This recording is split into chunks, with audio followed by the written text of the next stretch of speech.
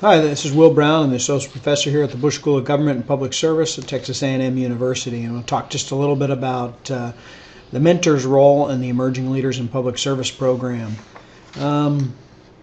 So I'm going to cover here in this conversation, just reflect just a minute on the demands of leaders, talk about how there are different roles of supporting the development of employees in our organization or individuals that we're trying to mentor and work with, such as coaching, mentoring, and acting as a supervisor, and then talk just a little bit about some techniques and some strategies. First, I think it's worthwhile to just remind ourselves about the demands that are placed on leaders. So as you as a leader, you have a lot of stuff attracting your attention and demanding your time, whether it includes establishing a direction or aligning individuals so that they share the goals. And when you can see the one on the bottom there where we say growth and learning for yourself and for others, as you begin to think about how you facilitate and encourage the learning of individuals that are working with you and that you're supervising and working with, we want to talk just a little bit about how you can perform that role as a mentor, as a coach, or as an advocate. Advocates, typically we imagine and think about the way advocates are individuals who sort of put forward folks' names to be able to receive resources or get special recognition, or so serving as an advocate for another individual.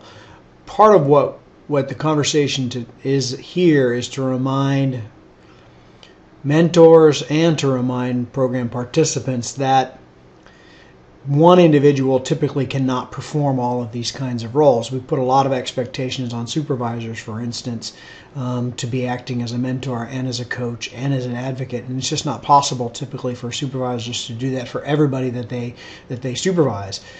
So one of the elements that we encourage program participants to think about is how they identify differing folks, differing people, to perform some of these different functions or differing roles.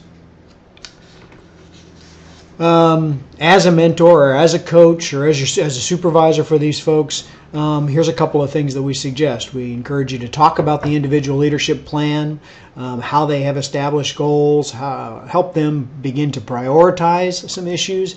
Typically, folks are oftentimes very ambitious. Your insights into strengths and weaknesses can be quite helpful for a coachee, and suggesting ways that they can get better at stuff, helping them better understand their strengths. Talk a little bit about that double loop learning. What is it? Consider reading that article and chatting about that with some of the participants and seeing the extent to which they find themselves in single loop versus double loop. And in particular, I'm hoping that you'll actively develop and identify learning opportunities which facilitate discussion and reflection so that they can become more effective leaders. We know that there are a number of ways to be able to improve our skills in the workplace, whether it's on-the-job experiences. These are really fundamental and critical, and that we have good experiences that provide for folks an opportunity, as well as coming to formalized workshops and trainings.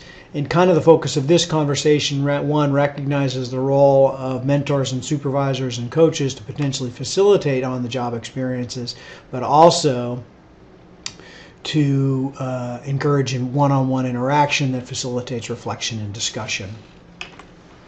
So mentoring, talk just briefly. We use the term loosely often, and I just thought it's useful to provide a little bit of definition around this. It's typically a relationship that's built on respect, somebody who has expertise in the field, typically long in the tooth perhaps might be one way to think about it. They've got some experience to draw on.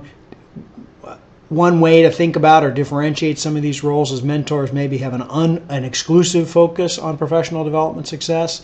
They're primarily concerned about the professional development success, where we talk about supervisors having multiple demands on their time, but also an ability to be able to offer some unbiased advice and share wisdom.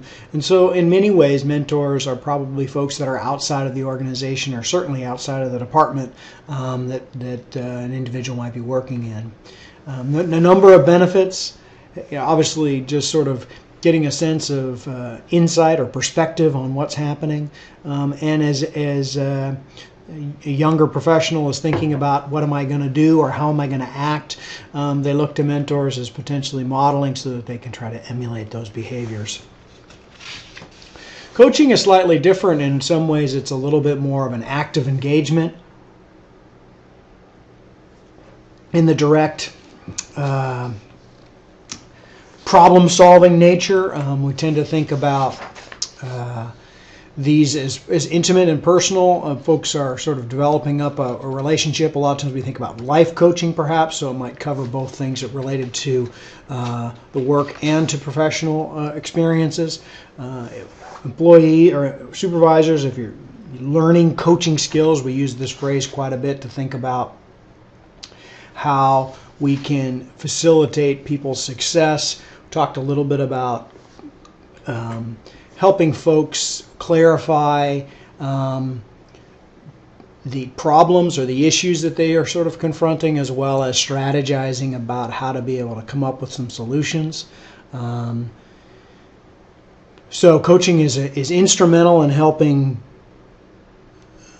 young employees or individuals develop their own skill sets, as it sort of prepares people or supports people to be successful.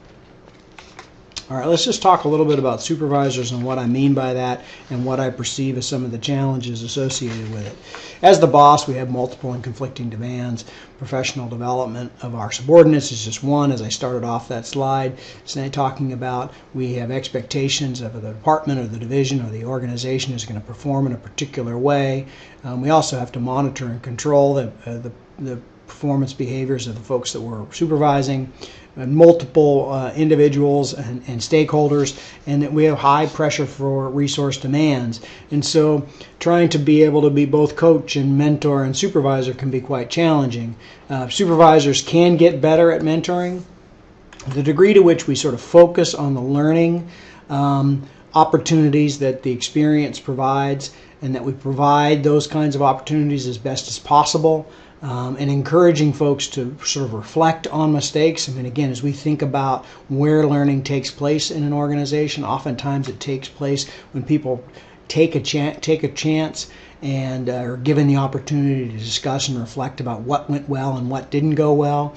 So focusing on an opportunity for discussion and reflection really comes back down to the fundamental piece that I wanted to sort of emphasize. There's multiple roles, there's multiple ways that this happens, and that as a professional seeks to become more effective, they look for mentors, they look for coaches, and they look to their supervisors to perform these roles, and facilitating discussion and reflection is instrumental.